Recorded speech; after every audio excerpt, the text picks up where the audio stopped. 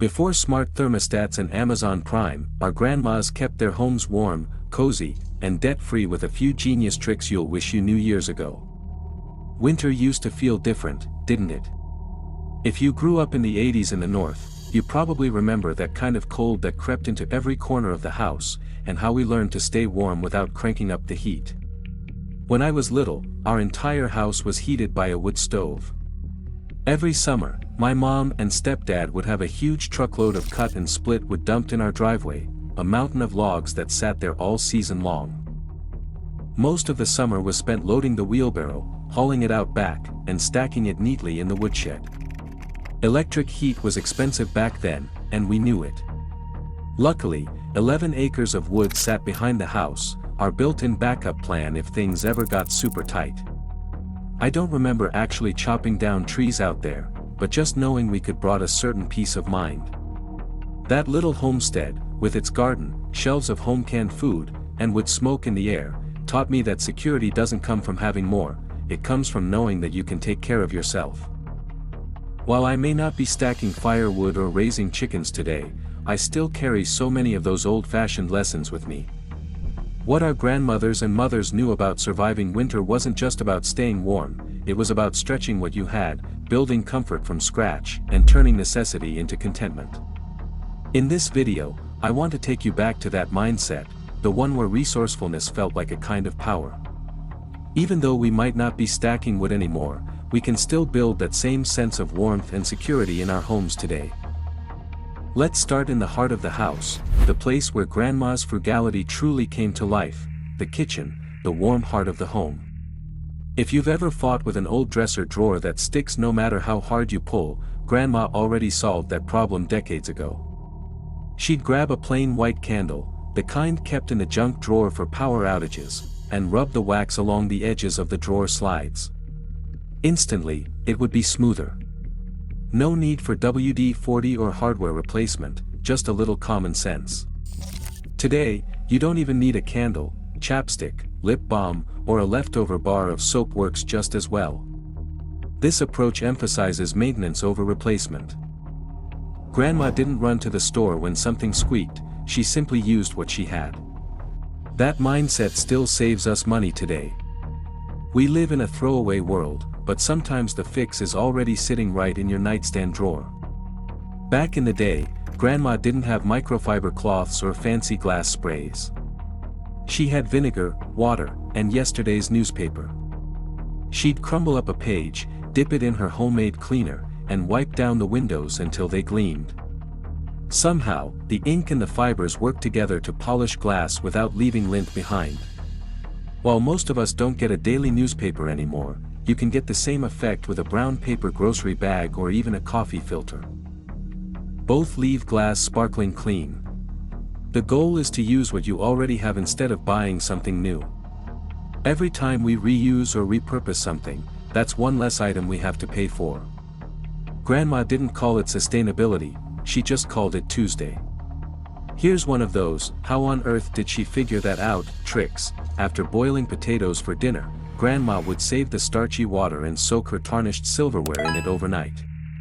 The starch gently lifted the tarnish, leaving the spoons and serving pieces shiny without a single drop of store-bought polish. Even if you don't have fancy silver, this same trick works for jewelry, faucets, or stainless steel appliances. It's a natural cleaner that costs nothing and smells a whole lot better than chemicals. That's the heart of these vintage hacks, they remind us that simple can be smart. You don't need an expensive bottle of miracle cleaner when a pot of potato water will do the same job.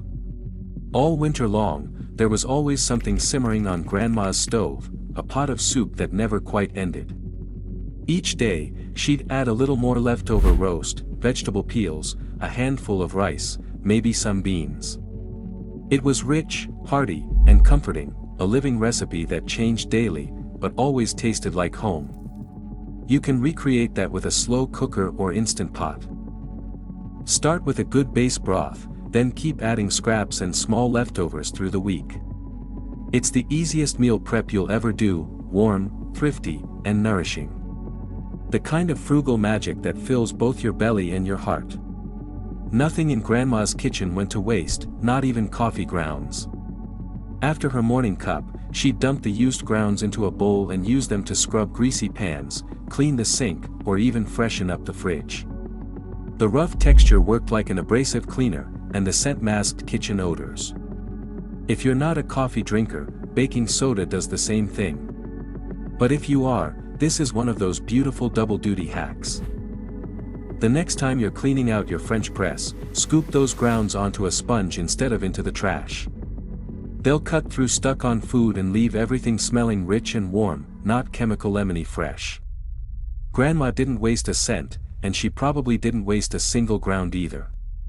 Grandma always had a cookie jar on the counter. Not one of those decorative ones that sits empty, hers was actually full. But the real secret wasn't the cookies, it was the slice of bread tucked inside. She knew that a simple piece of white bread would keep her cookies soft for days. The bread absorbs the air's moisture first, protecting her baked goods from drying out. Even if you're not baking weekly, this hack works wonders for brown sugar, too. Drop a slice of bread in a container, and it keeps that sugar soft instead of rock hard. And if you've gone low carb and don't even keep bread around, a few marshmallows will do the same trick. Grandma's small act of thoughtfulness made food last longer, and when food lasts longer, so does your grocery budget.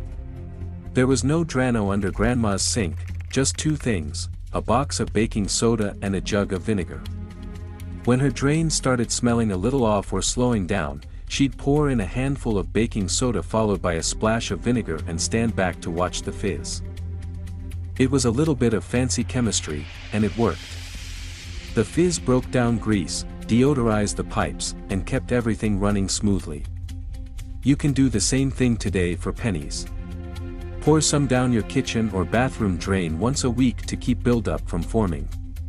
Add a few lemon peels to your disposal if you've got one, the scent alone feels like a clean reset. And unlike store-bought chemicals, this is safe for your pipes, your wallet, your planet, and your kids. Grandma didn't need a green cleaner label, she invented it. There was always a little jar on Grandma's stovetop, maybe an old coffee tin or a jelly jar half full of bacon grease. She didn't waste a drop. After breakfast, she'd strain the drippings through a paper towel and save it for cooking later in the week. It added smoky flavor to beans, greens, cornbread, and even fried potatoes. In her mind, it wasn't just frugality, it was flavor management. We can still do this, but with a little update. Keep a small jar in your fridge and scoop out a teaspoon whenever you're sautéing vegetables or frying eggs. It's the free flavor boost you didn't know you needed. In a world obsessed with new oils, Grandma reminds us that sometimes the old ways were healthier for our wallets and our meals. Why buy bacon-flavored oil when you already have the real thing? When the pickles were gone, Grandma didn't pour that briny liquid of gold down the drain. That jar had another job to do. She'd use the leftover juice to marinate hard-boiled eggs, soak onions for sandwiches, or even clean tarnished pots. To her, every bit of food, even what most people called trash, had a second purpose.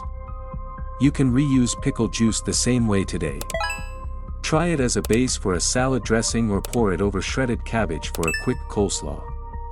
You can even brine chicken breast in it before grilling, it tenderizes the meat and adds the perfect tangy flavor. Every spoonful of that juice is something you already paid for, and reusing it once more is a tiny, delicious act of frugality. This one always makes people laugh, but it's kind of genius. Grandma would slip onions into an old pair of pantyhose, tying a knot between each one, then hang the whole thing in her pantry or basement. The airflow kept them dry, and the knots kept them separated so none would touch the others. She could make onions last half the winter that way. While most of us don't have pantyhose anymore, the trick still works with reusable mesh produce bags or those inexpensive net laundry bags. Hang them in a cool, dark spot, and you'll get months out of your onions. With grocery prices what they are right now, keeping your produce fresh longer is basically like printing money. Grandma would have been thrilled to see her old nylon hack become a modern sustainability trend. When Grandma's jam jar was down to the last spoonful, she didn't toss it. She added a splash of vinegar, a little oil, shook it up, and had instant salad dressing, sweet, tangy, and zero waste. She didn't think of it as DIY, it was just good sense. You can do this with all kinds of jars: mustard, pesto, salsa, even peanut butter or any other nut butter. Add oil, vinegar, or a little lemon juice, give it a good shake, and suddenly that empty jar becomes lunch prep. This is a lazy person's hack because it's frugal, yes, but it's also ridiculously convenient. Grandma's frugality wasn't about sacrifice, it was about being resourceful, and that mindset still works beautifully today. Milk was expensive when Grandma was raising her babies, and she knew how to make it last. She'd mix regular milk with reconstituted powdered milk, usually half and half, and no one could tell the difference. It was one of those quiet tricks that helped her stretch her grocery money week after week. Today, you can stretch your milk budget in new ways. Blend cow's milk with oat, almond, or soy milk to make it last longer, or use half water when making oatmeal or soups. The flavor holds up just fine. The heart of the lesson is not about cutting corners, it's about stretching resources. Grandma didn't complain about high prices, she adapted. And that's the frugal spirit we need to bring back. Grandma never met a potato she couldn't stretch. She'd peel them for dinner, but instead of throwing out those skins, she'd toss them in a little olive oil and salt and bake them until they were crisp. They were the original zero-waste snack, crunchy, salty, and free. You can totally do this with other things, too: carrots, kale, or even beet skins. Air fry them if you're short on time, and you've got a healthy, frugal snack that costs absolutely nothing. The next time you're meal prepping and about to scrape the cutting board into the trash, stop for a second and think like Grandma. She didn't just feed her family, she respected every bit of what she bought. If you've ever peeked into Grandma's freezer, there was probably a mysterious bag labeled soup. Inside, you'd find onions, carrots, chicken bones, and maybe even the last scoop of mashed potatoes. When the bag was full, she'd dump it all into a pot of water and simmer it into the richest broth imaginable. It was her secret weapon for stretching meals, adding flavor, and wasting nothing. I keep one of these bags in my freezer right now, and if you've got an instant pot, it's even easier. Toss in all of your scraps, cover it with water, and let it cook for an hour. You'll end up with better broth than anything you can buy, and it's free. Grandma didn't just save money, she created comfort food out of thin air. It's one of those hacks that still makes you feel like a magician in your own kitchen. Every time I've got a pot simmering on the stove or the Instant Pot, it takes me right back to that old wood stove heat, that deep, steady kind of warmth that seeps into your bones.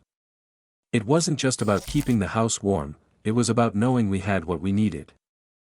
That kind of comfort doesn't come from the thermostat, it comes from the kitchen. If you walked into Grandma's living room in the middle of winter, you'd notice something right away: every chair and every sofa had a folded blanket draped over the arm or the back. Not just for looks, those blankets were an invitation. When the wind howled outside or the house felt chilly, everyone had their own cozy layer within reach. She'd rather bundle up than touch the thermostat, and somehow her home always felt warmer for it.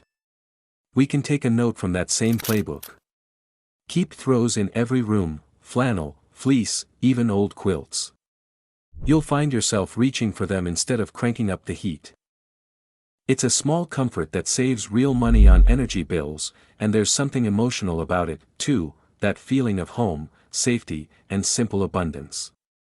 Grandma didn't just warm her house, she warmed her people. When the lights flickered in a winter storm, Grandma didn't panic. She pulled out her old coffee tin filled with stubby candle ends, little leftovers she'd saved all year. Once the power went out, she'd melt them together in a jar, stick in a wick, and suddenly the room would glow again. The scent of melted wax and the faint hiss of the flame became part of every snowstorm memory. We might not rely on candles the way that she did, but saving and remelting candle scraps can be very smart. You can melt them in the microwave in the jar and then pour them into another mason jar. Add a bit of twine and make your own cozy emergency candles for winter blackouts. They look beautiful on a shelf, cost nothing to make, and remind you that being prepared can feel elegant, not anxious. After baking a pie or loaf of bread, Grandma would slide a clean brick into the still warm oven. When it soaked up the leftover heat, she'd set it near the entryway or by her chair, like a homemade space heater that radiated warmth for hours. In a drafty farmhouse, every bit of heat mattered. You can do the same thing with a cast iron skillet or pizza stone. After baking, just leave it in the oven and crack the door open to release the residual heat into your kitchen. It's free warmth, and if you've ever stood near the oven or the dishwasher after it runs, you know how comforting that gentle heat feels. It's a perfect little grandma moment in the heart of winter. After shoveling snow or charging home from town, Grandma's boots were soaked, but she didn't have a dryer. She'd stuff them with crumpled newspaper, set them by the stove, and by morning, they were bone dry. The paper absorbed every bit of moisture, and her shoes stayed shaped and soft. You can still use this trick today for boots, sneakers, even gloves. Newspaper works best, but paper towels, grocery bags, or the packing paper from deliveries will do just fine. Skip the loud, energy-hogging shoe dryer and go back to this quiet, effective fix. It's another small way Grandma turned resourcefulness into routine and warmth into feelings of care. Long before camping hacks were a thing, Grandma made her own fire starters for the wood stove. She'd roll up dryer lint, candle wax, and cardboard scraps into little bundles that caught fire fast and burned hot. No waste, no expense, just clever thinking and a deep respect for what she had on hand. If you have a fireplace or outdoor fire pit, try making a few. Save your lint, melted wax, or even paper towel tubes. Roll, twist, and tuck them into a tin for the season. It's the perfect cozy winter craft, part homemaking, part preparedness, and it'll save you from ever buying overpriced fire logs again. Grandma didn't need fancy insulation. She simply layered thick curtains on the windows, a second rug over cold floors, and door draft stoppers made from old blankets or sweaters. When you walked into her home, it felt warm even before the wood stove kicked in. The same principle still works. Swap out light curtains for heavier ones in the winter. And if you've got hardwood floors, stack rugs in busy areas. It's simple physics, layers trap heat. But more than that, it transforms a cold, echoey space into a cozy cocoon.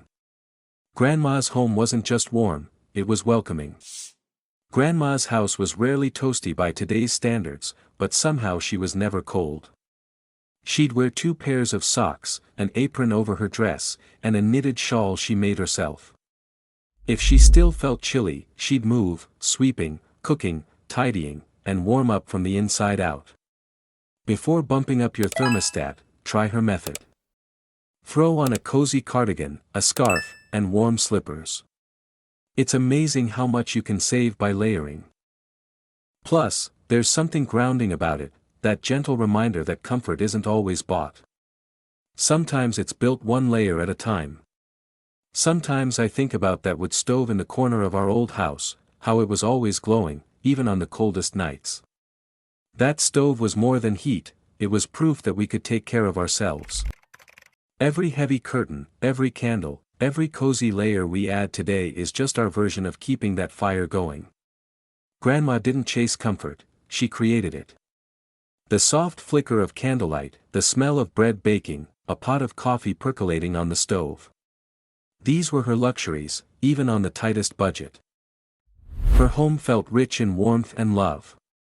You can still do the same thing today. This winter, light a candle, put on music that makes you feel calm, simmer a pot of soup, and let yourself be home. Cozy isn't about stuff, it's about presence. The older I get, the more I think Grandma had it all figured out. Comfort doesn't come from the thermostat, it comes from the heart. When I think back to those winters growing up, that little wood stove humming in the corner, the smell of soup simmering, or the best grilled cheese sandwich I've ever had made on the top of that wood stove, it wasn't really about the firewood at all. It was about the feeling, that steady sense of safety that came from knowing we were okay because my mom had already prepared for the season. Some grandmas collected figurines, mine collected buttons. She kept them in a mason jar, shiny, colorful little circles of potential. Every time she tossed an old shirt or fixed a torn coat, she'd snip off the buttons first. It wasn't just about saving a few cents, it was about respecting what she already had. In her world, you didn't waste something that could be useful again. These days, we can take the same spirit and create what I call a repair basket. Toss in some spare buttons, safety pins, tiny scissors, and a needle threader. When something breaks, a strap, a button, a hem, you can fix it in minutes instead of buying new. Most of us don't think of ourselves as crafty, but Grandma's approach wasn't about crafting, it was about care and sustainability. And that's a mindset worth bringing back. If you've ever wondered what to do with all of those mismatched socks that seem to multiply in the laundry, Grandma had the answer decades ago. She'd slip one over her hand, sprinkle a little vinegar and water on it, and dust every surface in the house. No Swiffer refills, no disposable wipes, just a sock, a little elbow grease, and a few cents worth of homemade cleaner. You can still do the same thing today and even make it fun. I keep a few old socks in my cleaning caddy. They fit perfectly over a Swiffer head or your hand for blinds and baseboards. Wash and reuse them over and over again. It's cheaper, yes, but it's also strangely satisfying to know you're saving money and the planet with something that would have gone in the trash. Grandma didn't call it eco-friendly, she called it being smart. When towels got thin and frayed, Grandma didn't toss them. She transformed them. Out came the scissors and sewing box, and within an hour, she had a stack of new washcloths or cleaning rags ready to go. She didn't see waste, she saw opportunity. Her generation lived through times when every resource mattered, and that mindset built resilience that's rare today. You don't even have to sew. Just cut old towels into squares and stack them in a basket for cleaning. They're perfect for wiping counters, washing cars, or tackling messy kids and pet moments. Keep a small hamper under the sink for used rags. Toss them in with your laundry and reuse them forever. You'll spend less on paper towels, less on cleaning wipes, and you'll never run out. Grandma's wisdom meets your modern-day convenience. Fitted sheets are one of those things that never seem to last as long as the rest of the bedding. Grandma knew that, and she didn't toss them when the corners tore or the elastic gave out.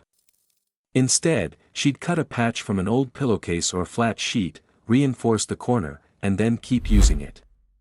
She believed everything had more life left in it if you just gave it a little care. Most of us would toss that sheet and order a new set before we even think twice. But you can extend its life so easily. No sewing machine required. Use iron-on patches, a dab of fabric glue, or even a needle and thread if you're feeling handy.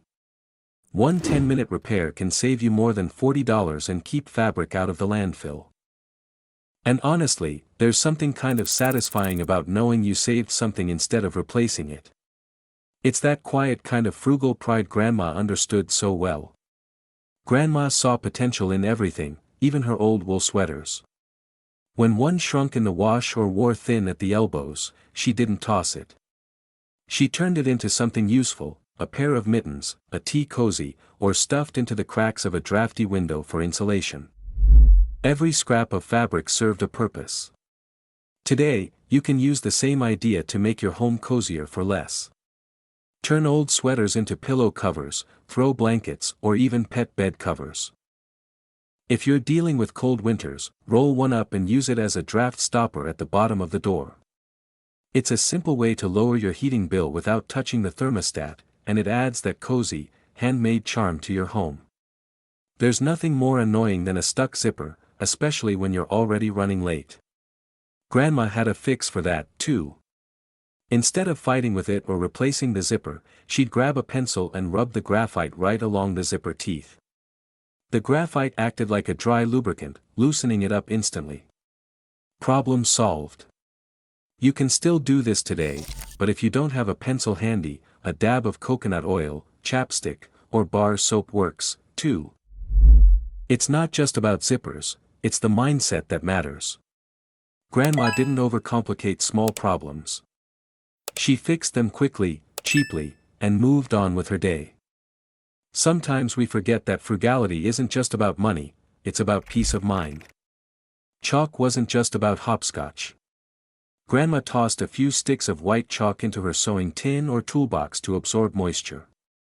It kept scissors sharp, needles from rusting, and tools from corroding in a damp basement. It's the same principle behind those little silica packets we throw away now, only Grandma didn't waste a thing. You can still do this today. Drop a few silica packs from old shoe boxes or electronics packaging into your tool chest, makeup drawer, or bathroom cabinet. They'll keep moisture under control just like Grandma's chalk did. It's a small act of prevention that saves you from replacing rusty scissors or razors later. She didn't just save money, she saved what she already owned. Here's one of those little kitchen miracles that still works better than half the food saver gadgets sold today. Grandma figured out that wrapping celery in aluminum foil before putting it in the fridge kept it crisp for weeks. The foil allowed just enough air to circulate while preventing the moisture loss that makes celery rubbery. This trick works for lettuce and fresh herbs, too, and it's the easiest way to cut down on food waste. We toss an average of $1,500 worth of groceries a year in the US, most of it from spoiled produce. A simple piece of foil can change that. So instead of buying a fancy airtight container set, grab what's already in your drawer. Grandma would have smiled at that kind of simplicity, saving money, wasting less, and eating better. If there's one smell that takes me straight back to my grandmother's kitchen, it's fresh bread. And when that bread went stale, she didn't toss it. She sprinkled a little warm water over it, popped it into a warm oven for 5 minutes, and out came a loaf that tasted freshly baked.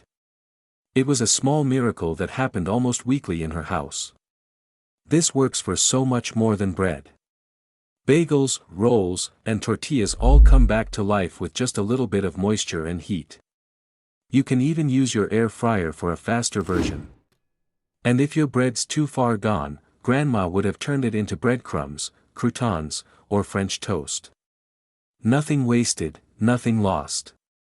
In a world where we throw out food without a second thought, this little hack feels like a quiet rebellion, the kind Grandma would have been proud of. Grandma didn't let fresh herbs wilt in the fridge. When she had more than she could use, she'd chop them up, mix them with a little oil or butter, and freeze them in small portions. Back then, she used old ice cube trays, the metal kind that clinked when you twisted them, so she always had flavor on hand for soups and roasts. You can do this today with olive oil in a silicone ice tray. Pour in your herbs, parsley, basil, cilantro, then freeze and pop out a cube anytime you're cooking. One tiny cube adds flavor to skillets of vegetables, a pot of pasta, or even scrambled eggs. It's like meal prep without the stress. Grandma knew how to capture flavor before batch cooking was ever a trend. And let's be honest, these little tricks save you a small fortune on those expensive bundles of herbs that usually end up wilted, moldy, and in the trash. This one sounds strange, but Grandma swore by it. A pinch of salt in the milk jug kept it fresh just a little longer, especially before the days of reliable refrigeration. It slowed spoilage by reducing bacterial growth, which meant she could stretch her groceries through the week, even when payday was still a few days away.